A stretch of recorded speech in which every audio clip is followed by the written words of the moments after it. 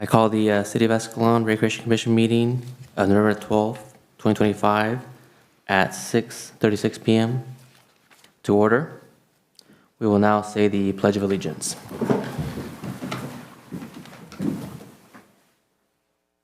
Pledge allegiance to the flag of the United States of America and to the republic for which it stands, one nation, under God, indivisible, with liberty and justice for all.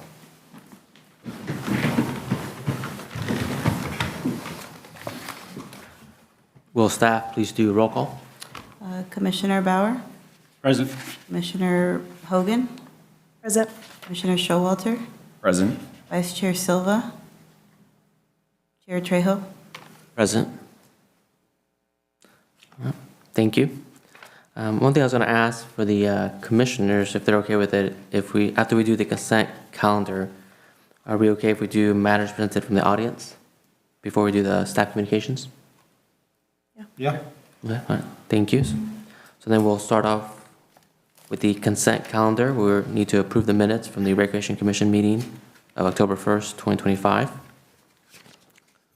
From looking at the minutes, are there any changes that are needed or any issues need to be made to it?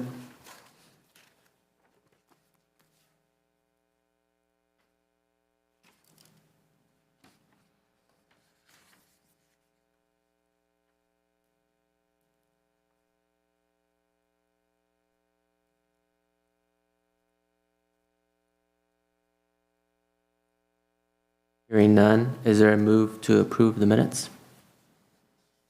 Yeah, I move to approve the minutes. I'll second that. All right, we have a first and a second to approve the minutes from the Recreation Commission meeting of October 1st, 2025. All in favor, say aye. Aye. Aye. All opposed, say nay. All right, hearing none, it gets a move to approve the minutes from the Recreation Commission meeting of October 1st, 2025. Now we will move to matters presented from the audience. At this time, the public may address the Recreation Commission on any non-agendized items that's within the authority of the commission. Good evening, everyone, and thank you for having us. My name is Jamie Pierce, and I'm proud to serve as the secretary for the newly formed Escalon Little League. I'd like to take a moment to introduce some of our amazing team that's here. I have myself, the secretary, and then we have VP of Baseball Operations, Megan Gaines, and VP of Softball, Brian Thompson.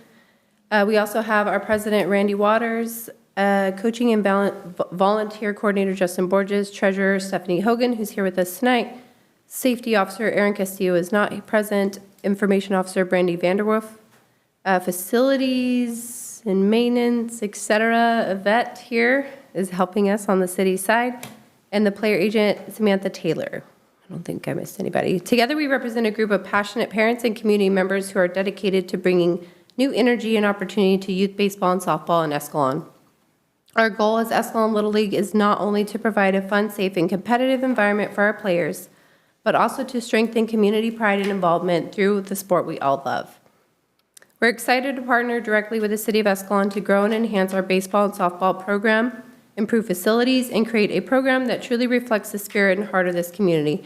Thank you all for welcoming us, and we look forward to working together to make this a home run for Escalon. Thank you for sharing that. Sounds like you have an all-star team there on the board. And I know many of those personally, so I think you're in really good hands, that program. Thank you very much. Are there any other matters that need to be presented from the audience?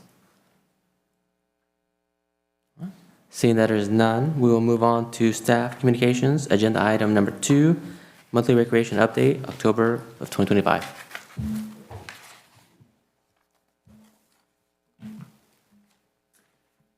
Are we going to talk about this at all? I think it's just to announce it, and then we'll move at the next meeting, have a whole agendized. Thank you so Thank much you. for being here.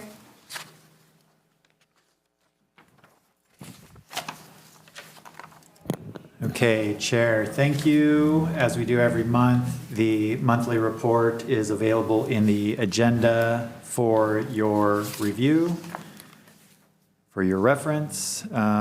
I will make a note about basketball. We are through registrations effectively, right?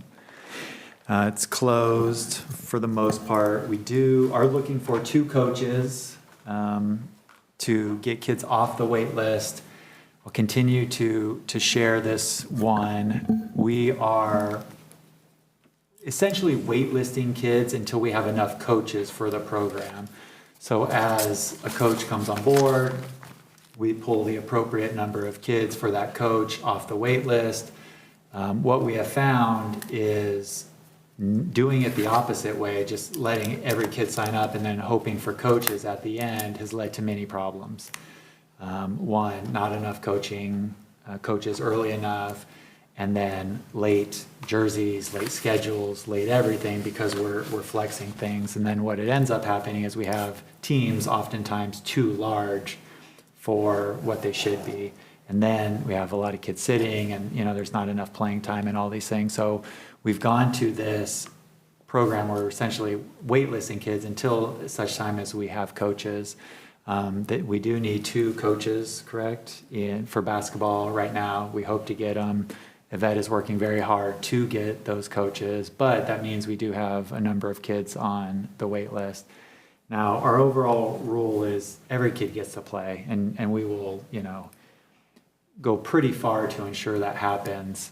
But it can't always be at the detriment of the overall program. Again, teams being too large where kids aren't getting adequate playing time. And so these are the things that we balance. So we hope, and through your connections in the community, hopefully we can get a couple more coaches. We did see an increase of about 14 players this year from last year in our basketball program. Each season, each year, we've seen an increase in the registration in these programs, which is fantastic. What I will say is at 340, we're getting really close to our maxed out capacity just in terms of our facilities, right? Basketball is the one that's indoor. City does not have full ownership or say of the use of these facilities. We do work closely and well with the school district, but they also have other sports and other programming going on. And therefore, we don't have full use of those facilities. And so, 340 we're getting pretty close to max capacity there. So just a general FYI on that. We're also working on practice space. Basketball is the one program that doesn't really have a legitimate practice for some coaches or most coaches. Some, of course, find their own ways to practice. But you sort of have that practice before a game where you have indoor space. We're working with El Portal to potentially open up outdoor space on their courts.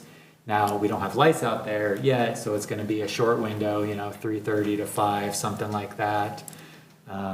But we are working on that. We're working on securing a couple of different days indoors for practices as well. And I will be very honest with you, Yvette and I kind of go back and forth on this. There's a little bit of the sense of, if we can't really provide for everyone, should we be providing it? Versus, let's start providing everything we can and let people work it out as best they can in the hopes that we can provide more over time. And so we balance with that. We don't know what the right answer is, and probably one year we'll do it and it'll be wrong, and we'll adjust to a different model. And I don't know. So I say these things out loud to you all so you can start thinking about it. Get in contact with coaches or parents or whoever and see what's the right balance for us and what should we be providing within reason and what should we not. So I share that. Everything else is pretty standard stuff on the monthly report, and we'd be happy to answer any questions that you may have. For the 2 coaches, what age range are we looking for? We actually need 3 now. Okay. The numbers were at 340 when this report was written. We are at over 400 now, which is, wow. We've exceeded our record.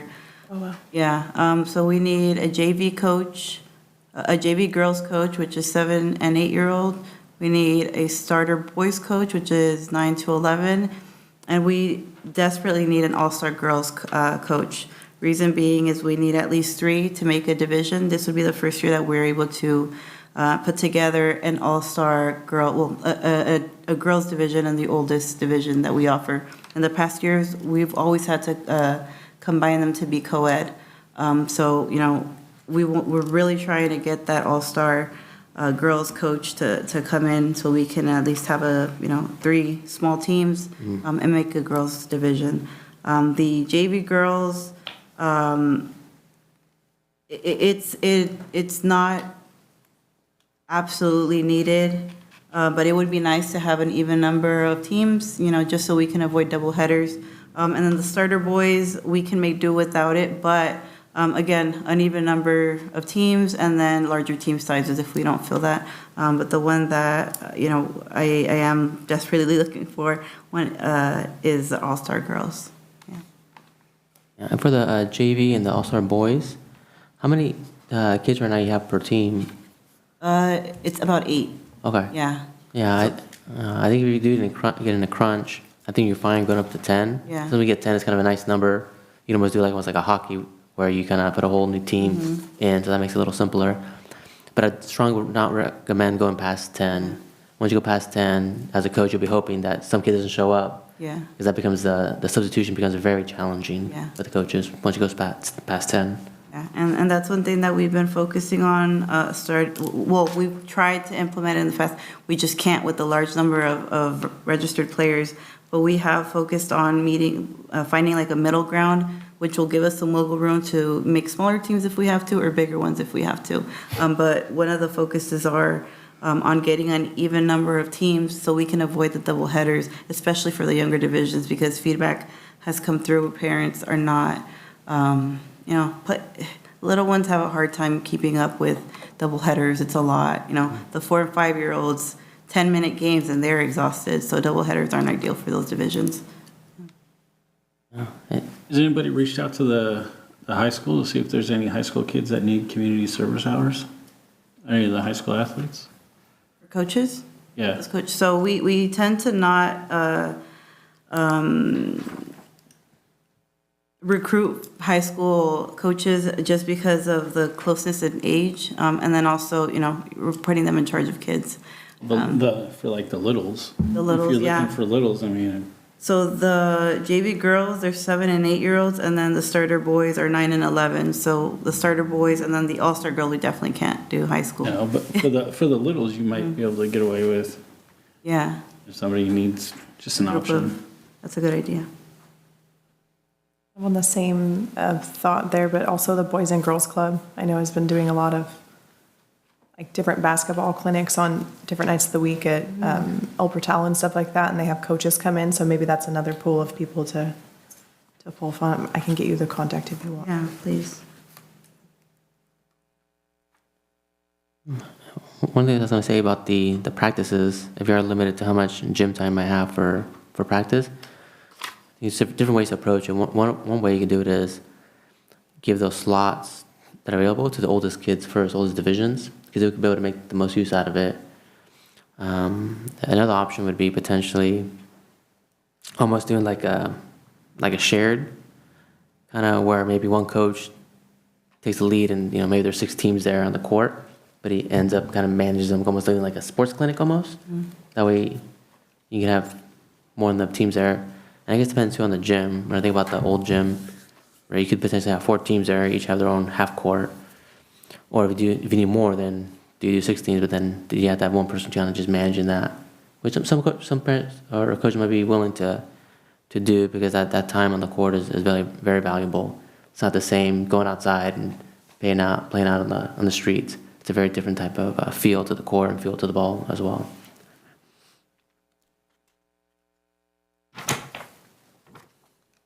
One of the most important things, though, is their practice time, just to get shots up, right? That too. You can't get an indoor court. Just go practice outside. Kids play outside all day long, so they're resilient. They'll bounce back. I think the practice time, it's unless you're super organized, like having that many kids on a court would be really hard. I think if the elementary school would open up the courts like on Saturdays from this time to this time, like the outdoor courts, most teams could go out there and practice whenever they need to. And that's always an option. And some of the limitations we have for court time, is it just availability, or is it just the school's asking for more funds, for more gym time? Availability. They have their own programming and sports going on, and it's just not used, all used. We kind of, we work with the athletic department. We get their schedule and kind of pick what works for our department. In the past, we've just picked game days, but this year we kind of requested every single spot that they have available so that we could potentially open up for practices. So we kind of have to look and see how many teams we have and, what practice availability we'll be able to offer. And I'm assuming too, if you do that, I assume you have something where you'd have like, here's a website and you just like select like a session.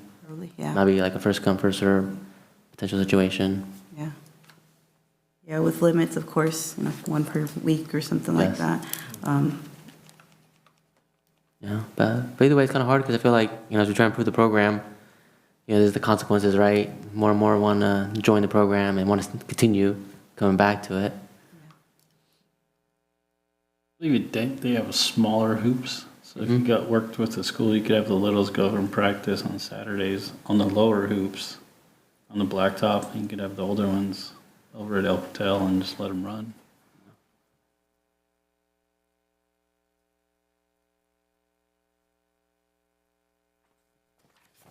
For the dance, how is that going enrollment-wise? Was that able to take off this?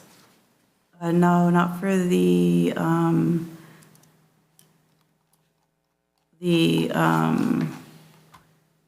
hip hop was canceled due to low registration. I believe beginner jazz was able to go forward. Yeah.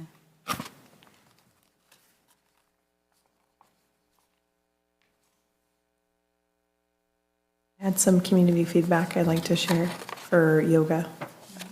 We use the community center after the yoga program, and a community member stopped me just to say that it was such a beneficial program that they look forward to it every week. The instructor's so amazing. Thank you for bringing it in. That just had nothing but great things to say. Like the duration of enrollment that you have, that's a pretty short kind of staccato duration. They were really grateful for that too. They didn't have to make this big. So thank you. They were very happy about it. That program is very popular. It's one of our more popular programs. I believe at one point she had about 25 enrollees in one session, which is pretty awesome. Yeah.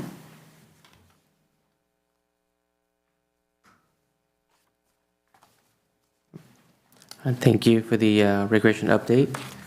We'll now move on to agenda item number 3, monthly communication log, September 2025.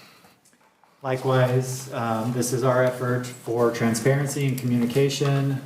When we receive a communication from a parent, coach, someone, we share it with you all through this format. Nothing, in my review, nothing too major or out of the ordinary, but again, we give it to you for your reference. If you have any questions, we can answer those.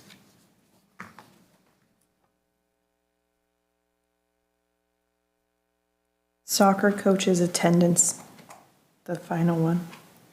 Did they have, though, someone in place that could? What was that? Did they have someone in place that could coach for them, or was that team sans a coach? I don't believe the person who emailed mentioned that. I think they were just without a coach. This was one of the youngest divisions, so it wasn't that big of a deal, I guess. Like little ones can run themselves, but it is something that's been logged in the coach file, for review, for next year.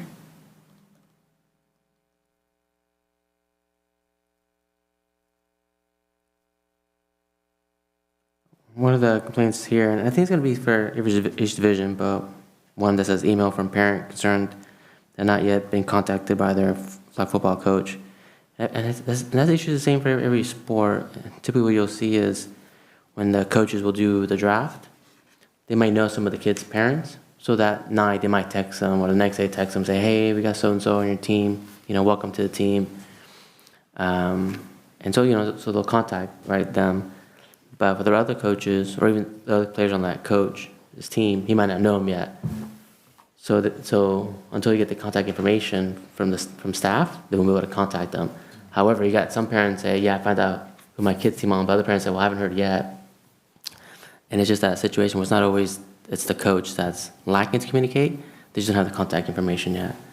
And that's one of the things I kind of wonder if, when we do the draft, especially with the draft for basketball coming up, do we try to do it more digitally so that way that next day the results could be loaded to team sideline, quickly, and that way we can get the contact information to the coaches right away, and try to close that gap from somebody get text messages that night to until they actually get the contact information. It could be maybe something we can do there. So that is what's been happening. It's been going, the draft, it happens, let's say on a Tuesday, coaches will have that contact information by the end of the week. As soon as those teams are formed, we release the file, we'll release them, and then coaches have access to their team's information. Now, unfortunately, coaches don't always go in and check it, but there is an email that's automatically sent out to let coaches know that their roster information has been released. I have heard from a few coaches that either that message goes to spam or they don't receive it.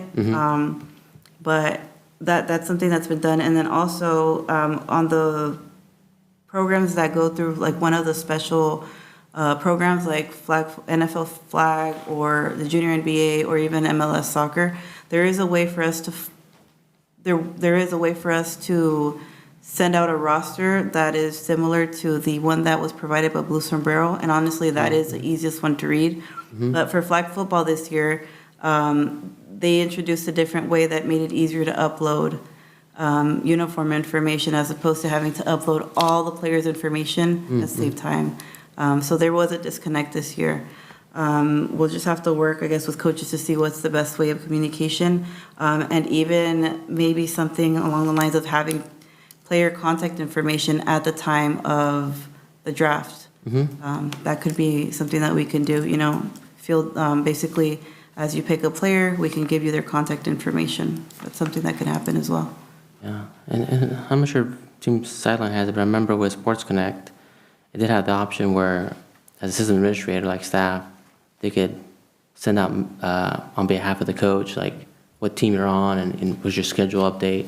That way they're not waiting for the coach to communicate. They can get that there. Yeah. Common practice has been that we withhold coach information until everyone has their coach, basically until all the players have been assigned to a coach, and then everything is released. That can be reviewed and adjusted. I think that's about the fairest way to do it, because otherwise you'll get some coaches that are gung-ho that want to go out and have 5 practices, and another coach is like, well, I don't even have my whole team yet. So it's got to be uniform across the board is what it's got to be. The idea about having the parent information on the draft, I think that would be like an easy fix. Get your information that night, and then coaches can send out a message, make a handshake agreement, send out a message the next day, not that night, and then that way all the kids know what team they're on, and it's not a big secret. Yeah. And another thing to consider, I'm not sure this is a good idea or not, so if it's not, please ignore it. But one idea is, especially when I think about some coaches not having the ability to make the drafts, do you ever do the drafts like on teams to where now anybody could access a draft and pick a kid? You usually need one person just to keep track of it, like the facilitator of the draft, and then any parent could view it. I'm not sure that'd be okay now, because maybe parents wouldn't ask maybe the coach, hey, why don't you pick my kid? Things get a little awkward. Yeah, you don't want to do that. But so maybe that's not a good idea. But there's things, right? There's a lot of different options, a lot of different ways to skin the cat. But I think it's at least if nothing else, it's something where if the burden's not on the coach to do it right away, because we're all busy. Yeah. Maybe they're gonna wait for the weekend to do it. And so there's always that comes up too. But it would be nice if maybe we can take that burden off to at least let the parents know, hey, here's what team you're on, and here's a coach, and he'll be following up with you soon. On 9:20, there's a unregistered. You sure? Yeah. Oh, okay. I don't know, I just want a little more light on it. Unregistered player during a U14 game. Does that mean? What was that? I'm sorry.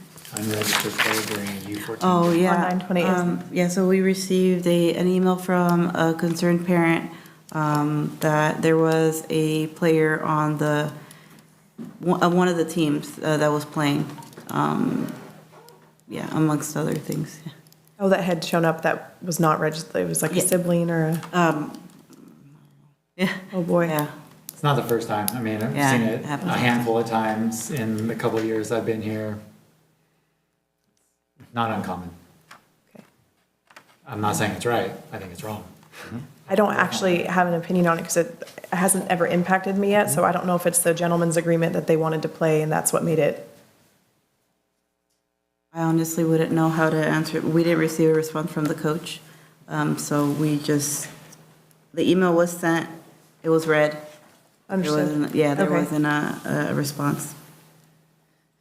Yeah. Gotcha. What we can do moving forward is just emphasize that only registered players, are supposed to be playing. Do we have some sort of like tournament for that age group, for like the winningest team or whatever to? Not yet. Not yet, for okay. soccer. Just thinking in the future, that could be, hey, that game doesn't count now towards your. And let me preface not yet, right?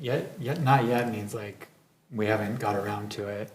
We probably 2 years ago went to the rec commission and was like, hey, in some of these sports, do you want to start keeping score? Do you want to have tournaments at the end of the season? And they were pretty adamant, no, that's not who we are, that's not what we do, we don't want to make kids feel bad. Legitimately, that was their sense at the time. And so, okay, we won't keep score, because, we were talking about doing it online where you have results. And so it was, turned down at the time by the rec commission. And, it's something we continue to explore as this program seems to be edging towards the more competitive, just overall. And so I think we will continue to touch base with the commission and the community to see if that level of competitiveness is desired. And one thing to look into that is, it may be based on a certain age, because maybe for like 4 and 5-year-olds, you don't need necessarily a tournament to see who was the top team. Yeah. But I can see once you get to the older grades, like 6th grade and up, you really start, it just becomes the norm, right? You join the teams, whether the 7th grade, 8th grade, there's wrestling, soccer. I mean, you're trying to win. So you almost get that shift of kind of culture and kind of playing style. So I think for them, it wouldn't be out of the norm. It'd be their normal. So maybe you might want to just check back with the commission and just see what I guess the field is right now, but try to look at it at a certain, what age group is it for? Maybe not so holistically. Yeah.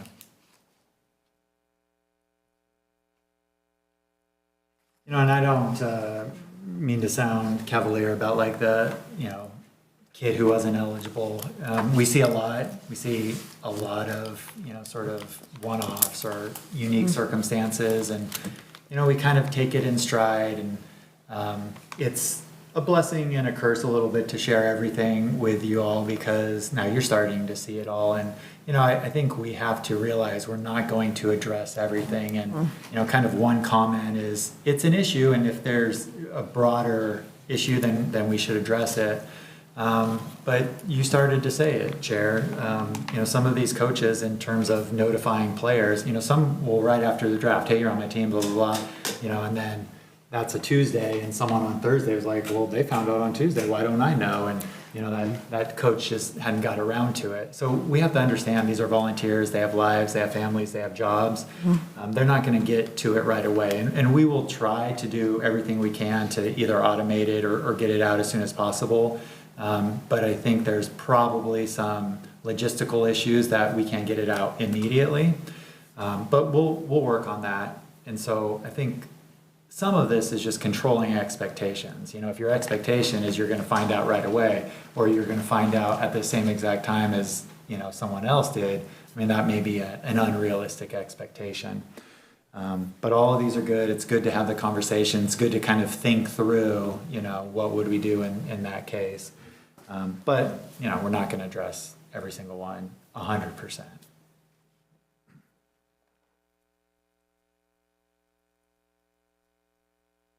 Thank you. We will move on to agenda item number 4, review and discuss soccer 2025 survey, parents' participation.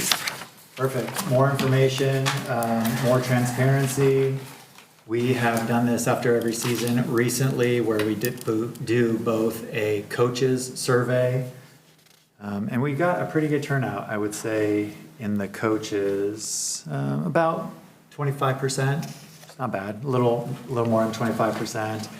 And then 77, I think it was, 77 results from the parent survey, 71 responses from the parent survey. So those numbers are increasing from prior years, which is good. And you see basically all the information in there. There's some good, there's some bad. There's some scores that are kind of maybe harmed by one or two incidents, but it's good. It's the good, bad, and the ugly, and it's we as a team kind of debrief these afterwards, and okay, what can we work on? What can we not? What can we do? What's legitimate? What's maybe just a temporary concern? All of that. So that's our process, and again, there's 20 pages or so in here of kind of responses for you all to look at over time. When you're speaking to staff about the feedback, do you ever discuss it in terms of saying, for question number 1, our goal is to be at a 4.2, and now we're at 4.18. What's our gap, and what our action plans would be to improve it to a 4.2? Or do you take an approach where our goal is to improve on every metric 5%? Do you have that approach, or? No, we haven't taken that sort of formal kind of, OKR approach to it yet. I think you have seen some of the steps that we are taking and hope it sort of diffuses into the program. I think at some point when we really get this dialed in, we can get to that point. I don't think we're at a maturity level in all of this yet, not us, in all of this yet to really be there. Because there's going to be fluctuations, especially when we change things. Like some of it was about the rules. You'll see, especially from the coaches, there was a lot about the rules, and we had just changed the rules. And there was a couple of opinions on the rules.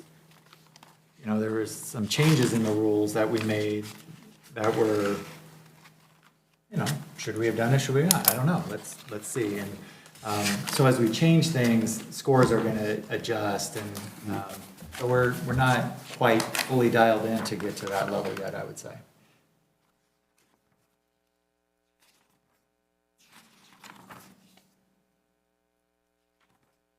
So the evaluation, is it, so I'm just reading here one of them, if you skip the evaluation, do you not go on an auto draft in soccer?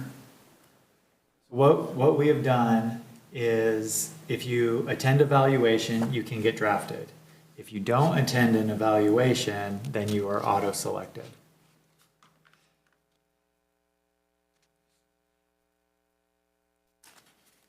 And okay, so we hear everything, right? Or a lot of things.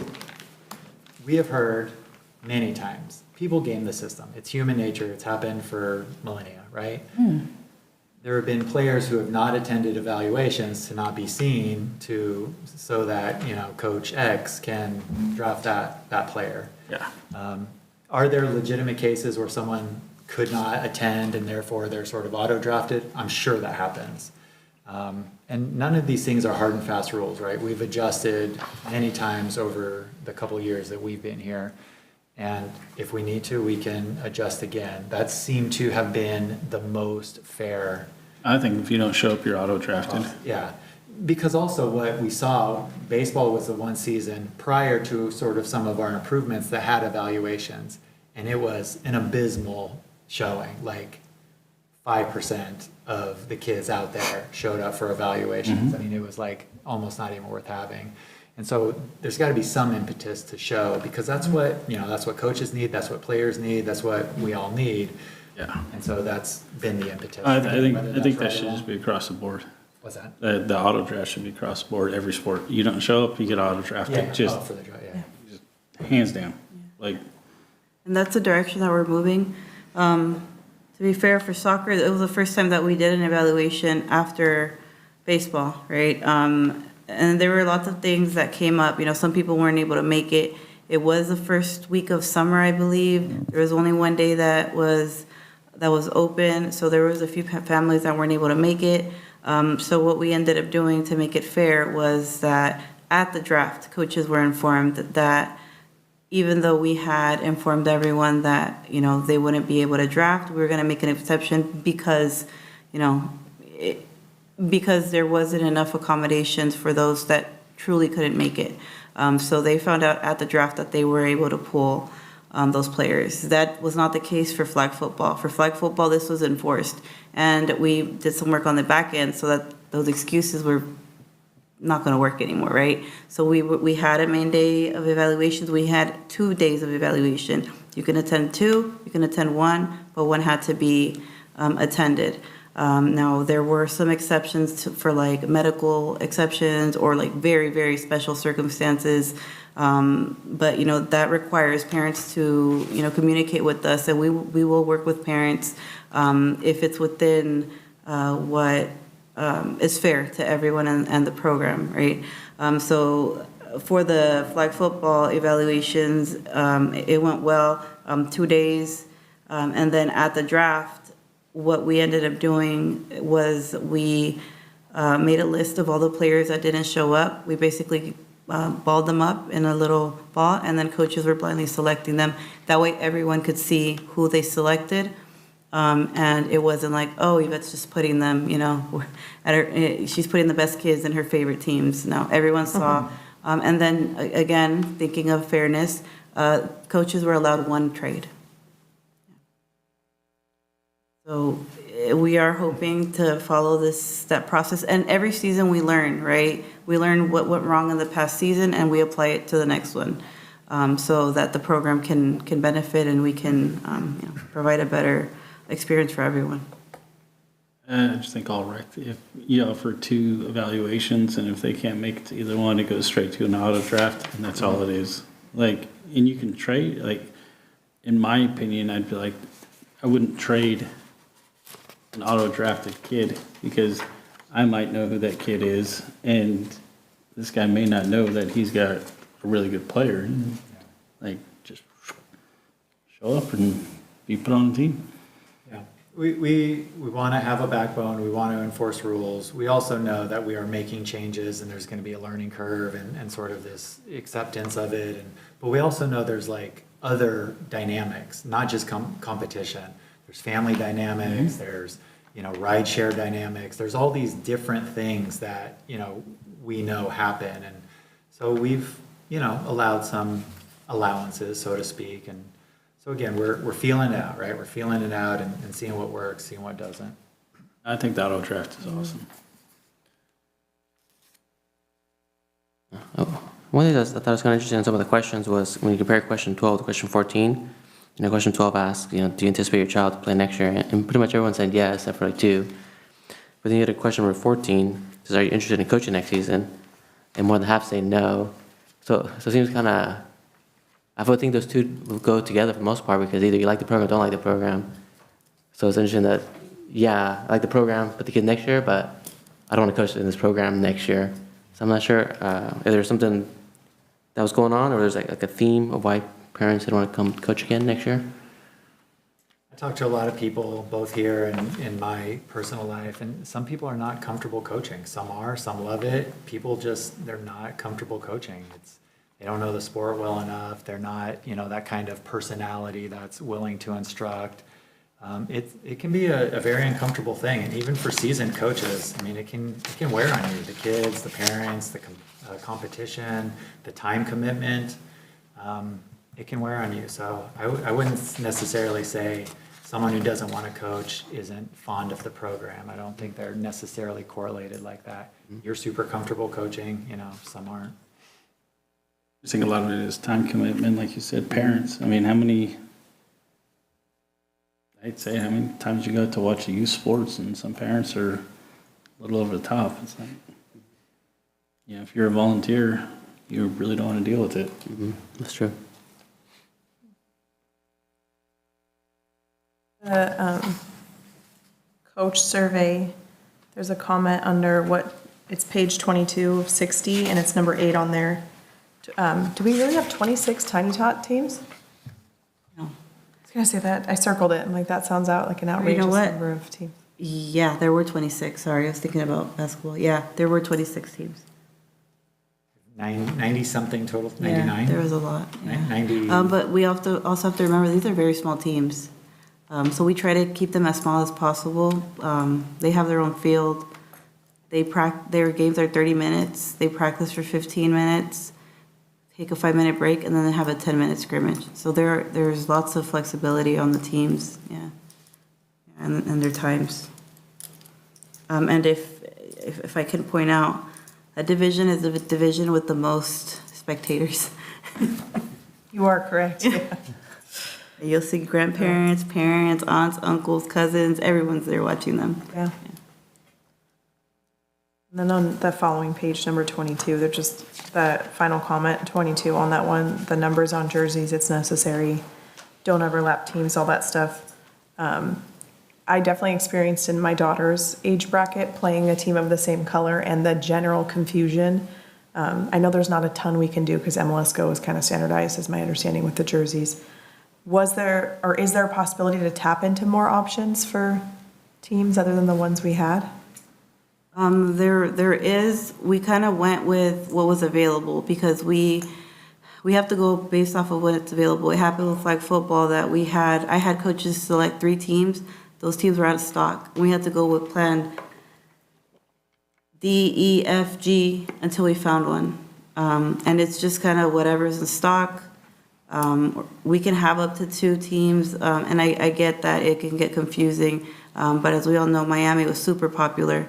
So there were 2 teams that, in almost every division, that were Miami or like the Red Bulls. Those were popular as well.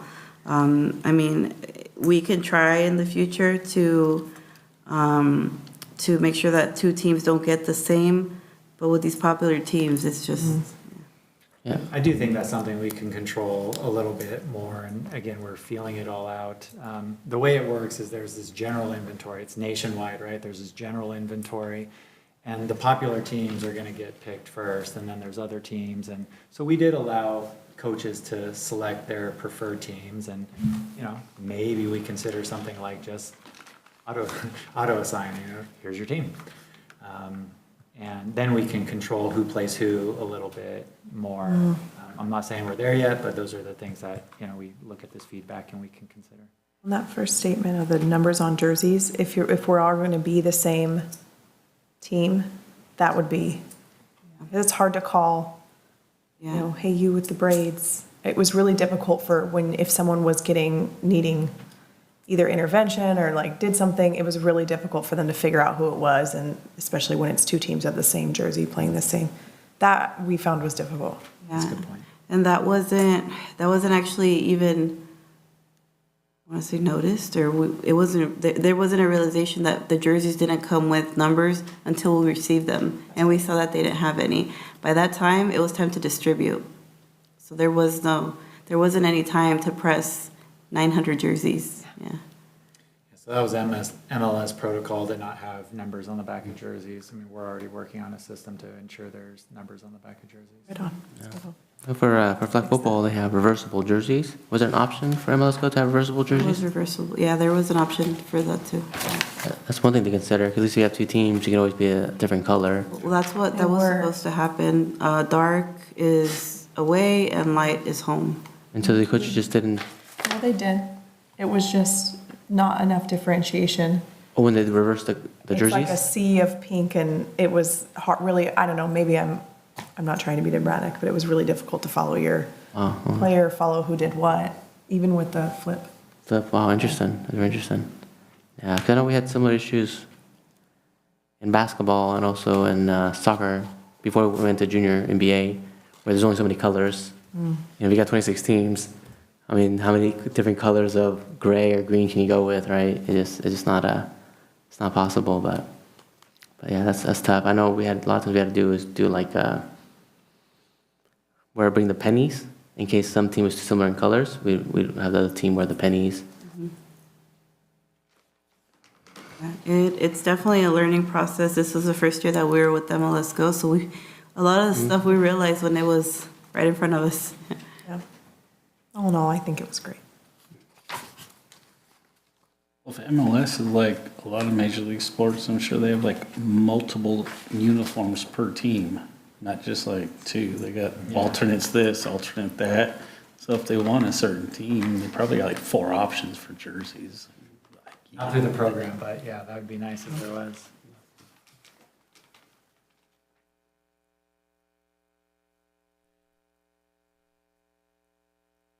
Yeah, with that, we'll move on to agenda item 5, dog park discussion.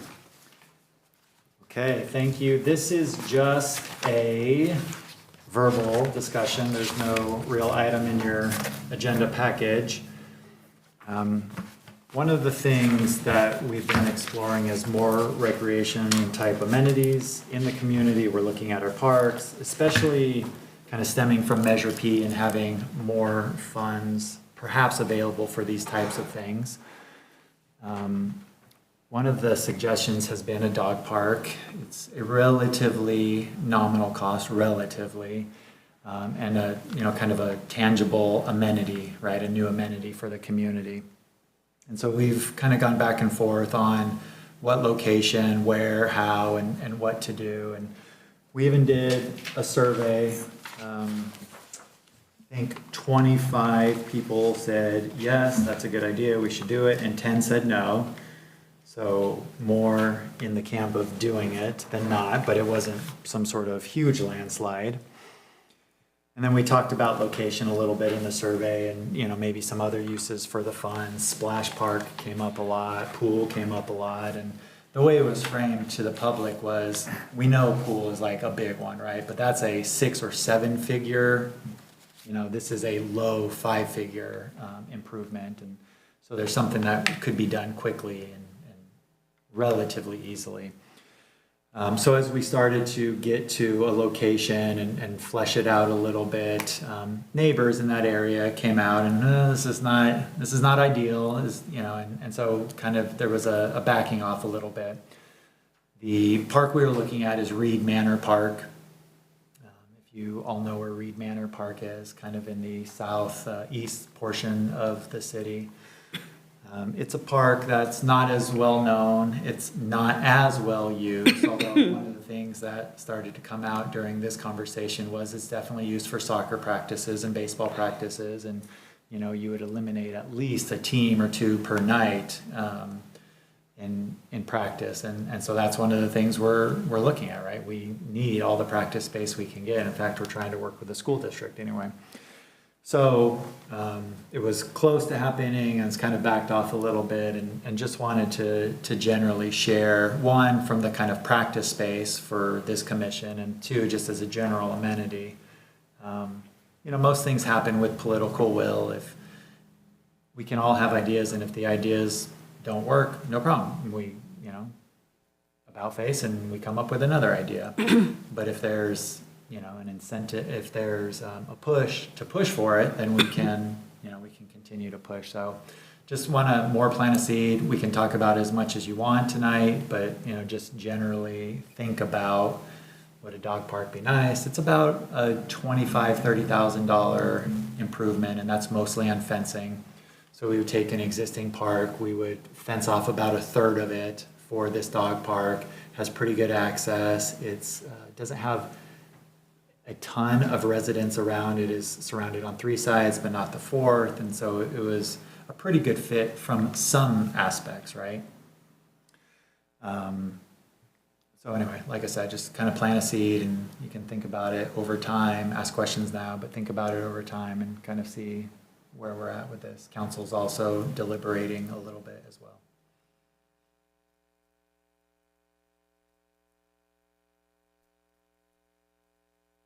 Any thoughts?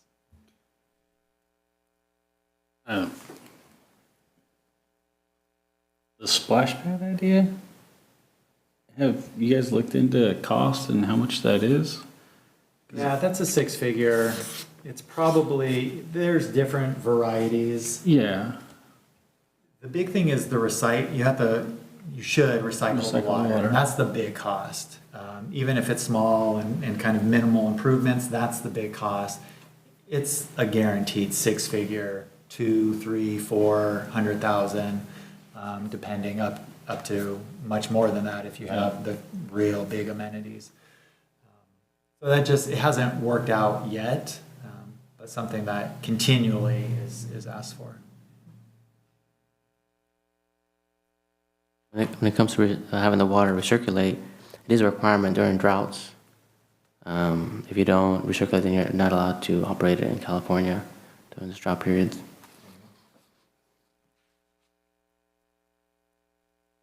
When would the dog park need any sort of like decision or? It's one of these, yeah, good question. There's no timing. I mean, if we went next month or next year, it would all, I think, be the same to most people. And it could happen relatively quickly. We have some quotes for fencing, take a couple weeks to put the fences in and, we just sort of open it, right? And then we'd have to maintain it probably once or twice a year, meaning shut it down for a bit, shut it down, kind of reseed the lawn, let it grow back. I mean, we all see what's happening at Hogan Park right now just because of the use. I mean, we're down to dirt in many, many places now. So, we'd let it kind of grow back. And so there'd be a maintenance process, There's been concerns about liability, what if a dog attacks another dog? What if it attacks a person? There's been these kind of questions that we're kind of going through. Is there a smell? Is there unsanitary issues that? I think that'd be my biggest thing. If I live close to a park, I don't know if I want a dog park next. I'm enjoying my backyard and pool in my backyard, and there's a dog park next to me that I would not like it.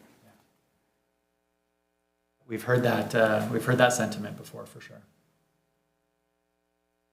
Are there rules to shutting dog parks down if there's like outbreaks of different things? I'm just also wondering about all the other, like if there's parvo in your community, for example, is there a certain duration where those things have to be closed? Like what is all the kind of burden of regulatory stuff put on them? We would, we haven't looked into that level of detail. I don't know if there's a certain, month or couple week period that we have to shut it down. I mean, we just start doing that, right? Figure it out, but yeah, we haven't gotten to that level of detail.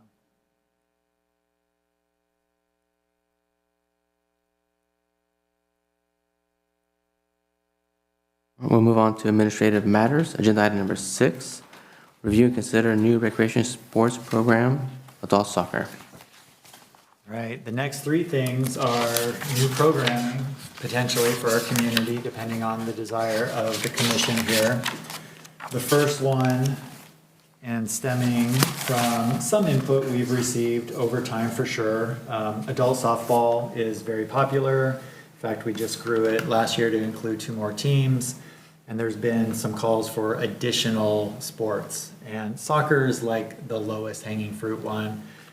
It's relatively easy. There's been some calls for basketball as well. Basketball, again, we don't control sort of the facilities, and therefore it's much harder. Soccer is pretty turnkey. And so the idea before you is a C level. It's, kind of beginner, intermediate, right? It's not professional status. Co-ed, adult soccer league, and some of the details are in the staff report, but also in, let's see, page, flipping, page 47. We're looking at co-ed 9v9, including a goalie, 16 or 18 and up, beginner to lower intermediate, like you said. August to October, 2 referees per game, minimum 4 teams, maximum 6. For now, we can grow as needed, 850 per team, and then we would use both Bob and Dina Lease Park and Hogan Park, as we do with the youth soccer. 8 games, jerseys not provided. So that's the proposal before you. Happy to answer any questions you may have.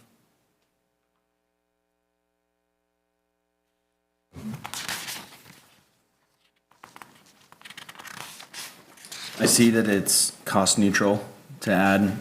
Maybe a suggestion would be increasing the cost a little bit to help fund some of the equipment upgrades for youth or the goals.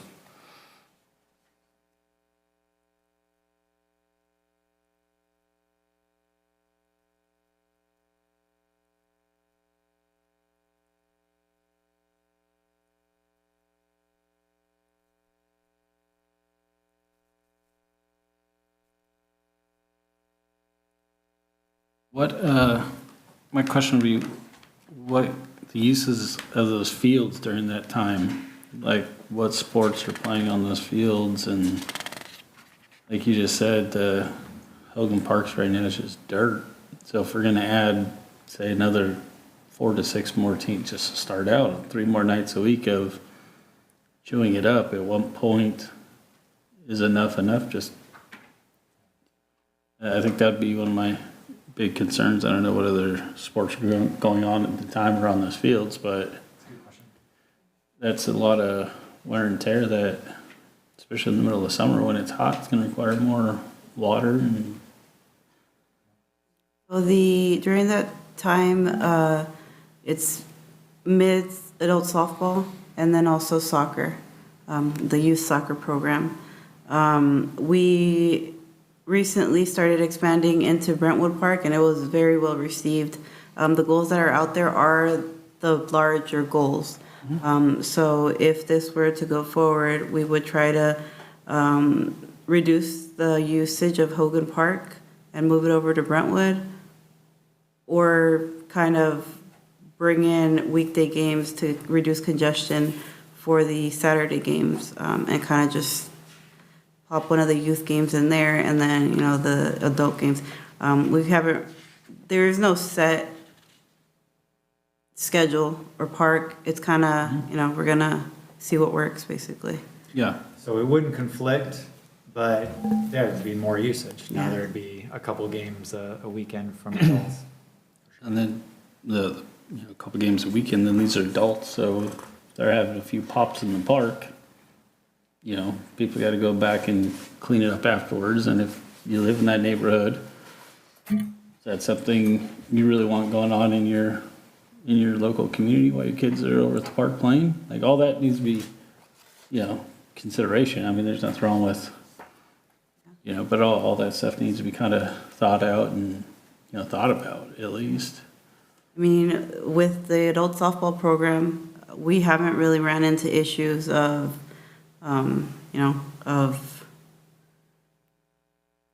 the park being dirty or stuff being damaged.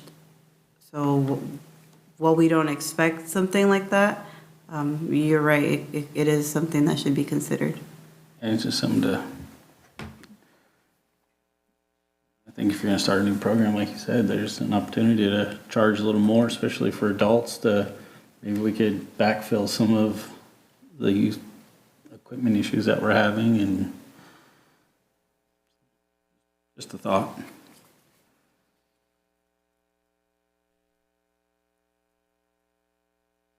That 16 to 18 kind of age group, was there, this last year, correct me if I'm wrong, did we try to open something and we got some We did. interest, Yeah. correct? We did form a U17 group, and it stops at when they're turning 17.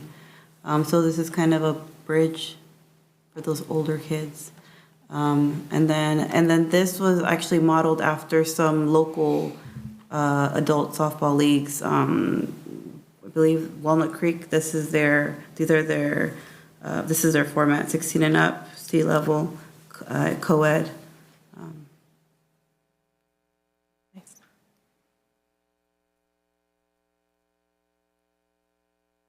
If there's community interest and you have people that are already reaching out and seeking, I think that's some of the gap that we are starting to bridge as a community, is this getting adults to recreate as well and the things that they're paying into, the facilities they're paying into. So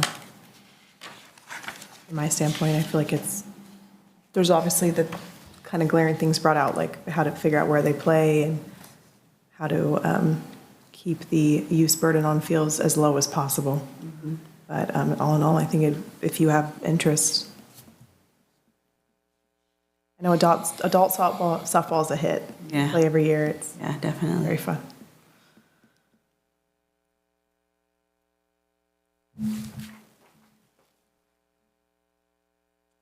Moving on to agenda item 7, review and consider proposal for a contract instructor submission by the Planting Seeds Project Junior Crime Scene Detective course. On the last item, do you want to make a recommendation? Do you want to make a motion to consider the purview of the commission? Yeah, is there a motion anybody would want to make? Did we ask one more question prior? What is the cost of an adult softball team? What's there? So the adult softball team registration hasn't been reviewed in quite some time. It's about $450. Did we increase it by $75? Wow. From what I knew, it was only for youth, the increase, but I could be wrong. Yeah, I think, I think we increased it just at the last council meeting, $75. So 450 to 525. How many games is there? For adult softball? Yeah. 8. 8 plus the championship if they make it. the low-cost community. Very fun. It's a hallmark of our community. It's a very popular program.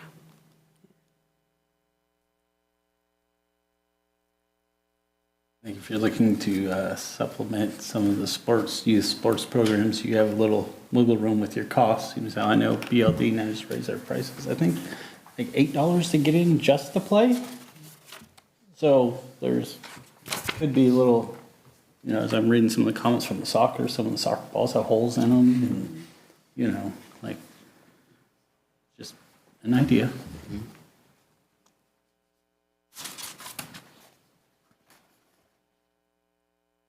Are we allowed to just make a motion based on?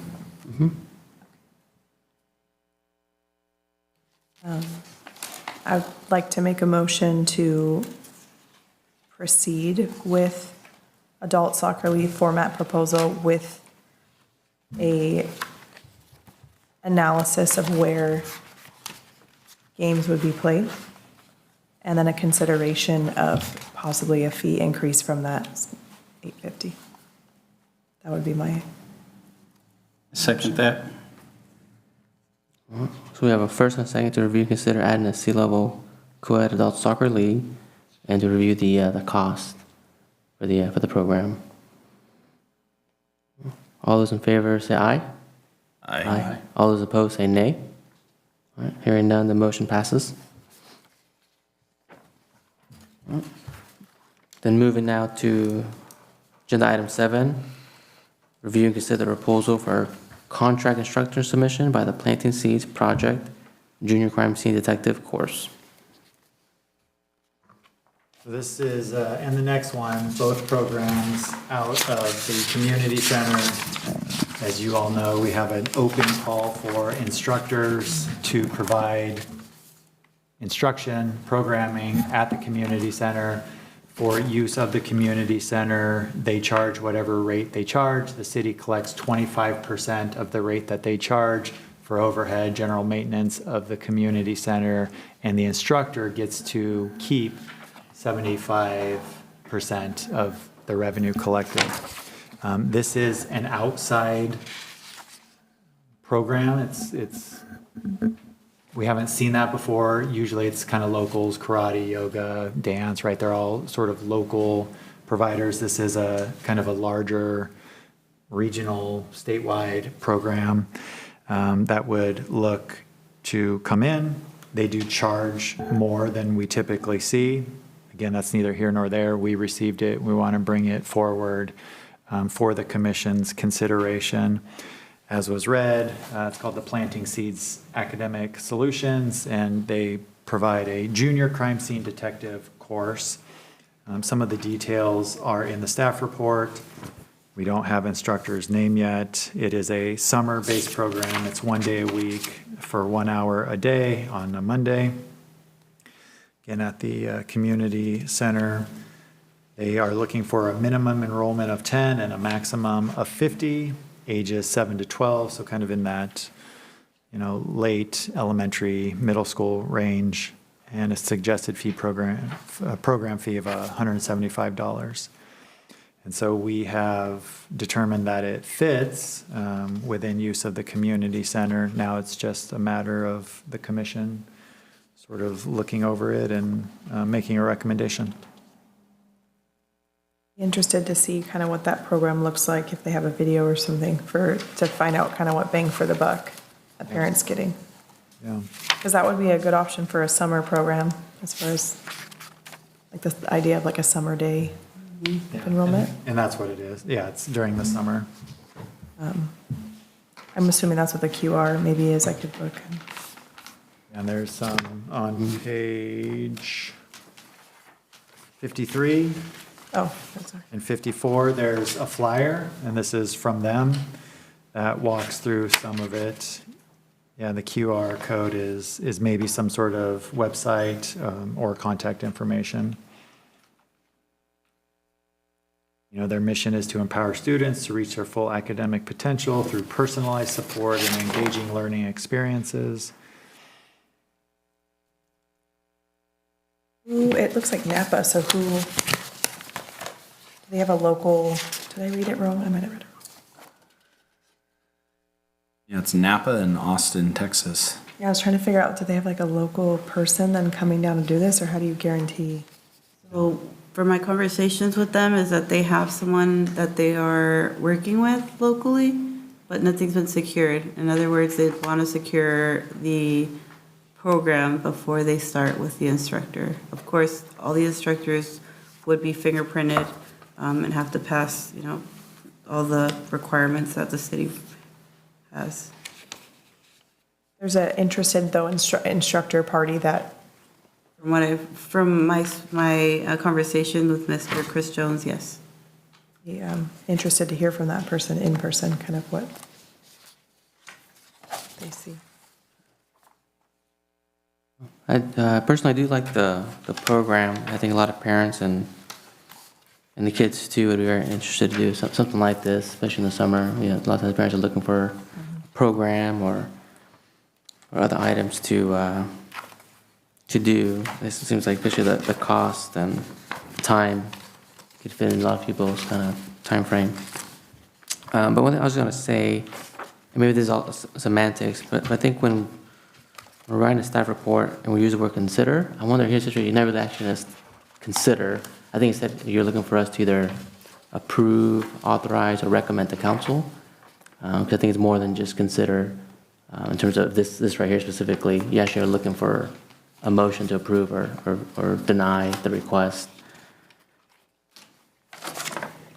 Appreciate that. We periodically use consider when staff doesn't necessarily have a recommendation. Sometimes we will approve, deny. Some of these where we're a little more neutral, we will say consider with the expectation that there is a motion. We will make that more clear moving forward. But consider is, we haven't quite formed our mind yet if we should improve this. Part of me says, this is kind of an outside group. Let's keep it local more so. But, it's just an instruction program. And so maybe it's great. And the commission will view it sometimes differently for the city, from the city. And we don't want to cloud that sometimes. But point taken, you're looking for an action. And we can share that a little bit more clearly with you, that we're looking for an action. Is it an appropriate, I don't know, this would be new for me to ask, but is it an appropriate thing to make a motion to request that they come give us detail in person? Because even just what's written on the thing doesn't match like what the flyer is describing the the program to be. The flyer itself seems more like education and learning supplement. So if this is, for example, they're creating this curriculum from the ground up, and this is the first time we're doing it, I don't know if an outside agency, if that's the best thing for. Yeah, I think it's absolutely appropriate, for Chris Jones or the actual instructor. I think it's absolutely appropriate for you as a commission to request that. And the staff recommended to him to come tonight to be here? Yeah. With the change, I don't believe their schedule matched up with ours, yeah. We With moved the, it from last week to Yeah. this week. Okay. But yeah, we requested each person.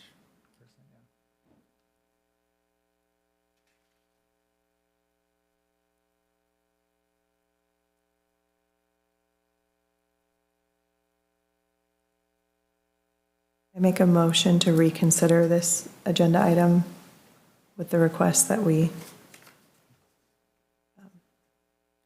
ask I don't know how to word that actually. Ask Chris to come back. Yeah, the instructor to give him a chance to kind of give a formal introduction or some type of presentation.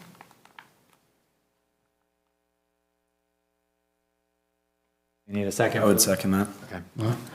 So first and second, for the instructor of the Planting Seeds Academic Solutions, to add the crime scene detective course to come and present or provide more information on this item.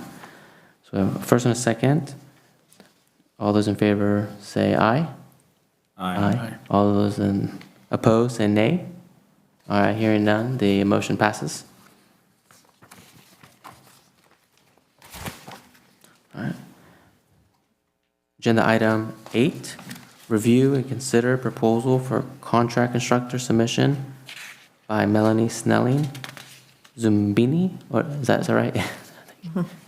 Yeah, so this, we did say consider, but this is one that we would recommend. Zumbini is basically Zumba for children, for small children. Kind of, maybe like a mommy and me class. But again, Zumba for small children. This is a local instructor. And it is on here, 6-week course, 1 day a week. They're looking at Friday mornings, so we do not have a lot of usage during the school day, work day. Community center, of course, minimum enrollment 2, maximum 12, age is 0 to 5. And it's suggested $120, 6 weeks, $20 per class. No, I think it's a great idea, especially as new parents, we have, little babies, you really like, go to these type of items, especially the time windows too, seems to work really well. That's just planning to plan this, but no, I think this is a great idea and a great opportunity for the community.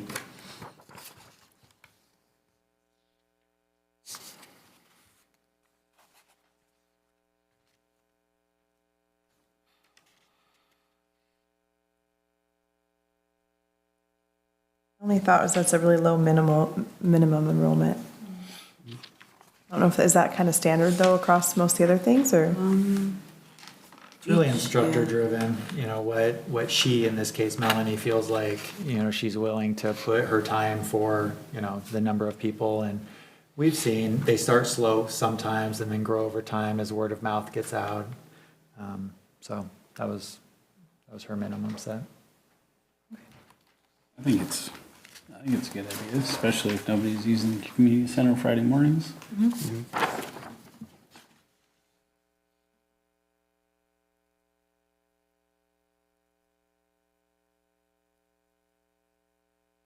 Any other discussions or a motion that the commissioners would like to make?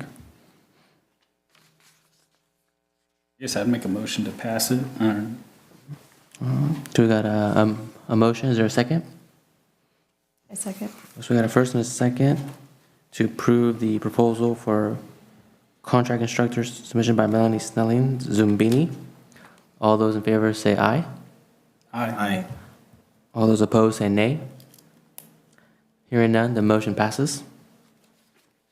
And then Matters presented from the audience was completed already. That was done between the consent calendar and staff communications.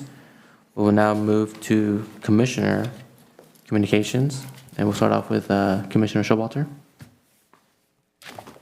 Excited to see the Little League progress and the board get created, so good job, Stephanie. That's all I have for tonight. Thank you. Commissioner Hogan? I'm very excited for the Little League as well, thank you. And had one other thing I wanted to make mention of that was working with Yvette and hopefully bringing it up for reviews for like a formal consideration, but looking at finding other ways to outreach the community and meet in a community-facing way on Instagram with rec. So hoping to eventually bring that to all of you guys and to consider as another way to get in touch with the community. Oh, great, thank you. No, I also want to piggyback on the comments and saying thank you for the baseball and Little League, doing things like that. I don't think everybody understands the amount of work and the time and the planning and seeing if it is going to work and the back and forth. Everybody sees that behind the scenes, but I think hopefully everybody can appreciate that, and especially as this program grows, right? I think it's we're very lucky that you that Stephanie here stepped up for that and made a big difference in the community. So, thank you. All right. Commissioner Bauer. Yeah, I kind of want to echo that. I think the Little League's going to be a lot of hard work, but I think it's going to be worth it at the end. I think. Personally, I think it's going to take a couple of years to like really get like growing, and if the community has patience with it and really puts forward. The other thing I was just thought about is for fundraiser for the Little League. If memory serves me correctly, didn't the skate park have a fireworks booth that was a nonprofit? Have we talked to them about maybe transferring that over to Escalon Little League if they're not going to run that fireworks booth and for a fundraiser? I just literally thought about that right now, so that's just a thought. Then the other thing, this planning, see the detective thing for the kids. If we want to keep it community-based, it looks like that's something that Escalon PD would have some knowledge about, setting up crime scenes, and if that's something they would look into, something like that, community outreach for the community as opposed to getting an outside organization in here. Just a thought, though. I know they're busy with their own stuff, but that's it.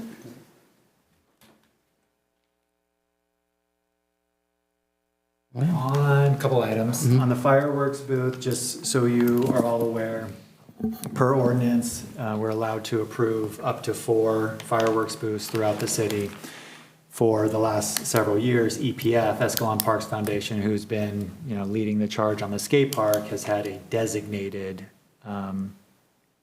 booth. So they receive 1, and then the other 3 are lotteried out based on who applies. Council last year approved that this would be their last automatic assignment for a fireworks booth, and so as it stands right now, it would just be 4 open, available for the lottery. I'm not painting this one way or the other, but if a group came in, perhaps they could apply for that sort of designated spot, since there's some precedent for that. So take that for what it's worth. And then a little more on the outreach, just so you can start thinking through this a little bit. We use Facebook as our primary mode of getting information out there. Some generations and some people are not on Facebook. There is more modern and more youthful programs that people use. And so perhaps it would be some partnership, and I think this is driven in some part by a comment that you had made at a prior meeting about getting the Rec Commission more involved in some of these things. And so perhaps the proposal would be there's an actual designated seat, like a communications person on the Rec Commission who would be, responsible maybe for running the kind of city Instagram designated for recreation. And we'd have some sort of policy that we work on, what can be, posted and whatnot, and, kind of cadence and all of those issues, right, that we would work out through a policy. and then that person would be responsible, kind of for populating those posts. So that's the rough framework, a skeleton of an idea. We'll flesh it out a little bit, bring it before the commission, and then you can deliberate. High school have a media class? If they have a media class, I don't know if they do. So if they have a media class, that would be a good class, like working class that they would do all social media and whatnot, and we get experience running it, and so that's just a thought. I don't know if they do or not. Yeah, that's the idea.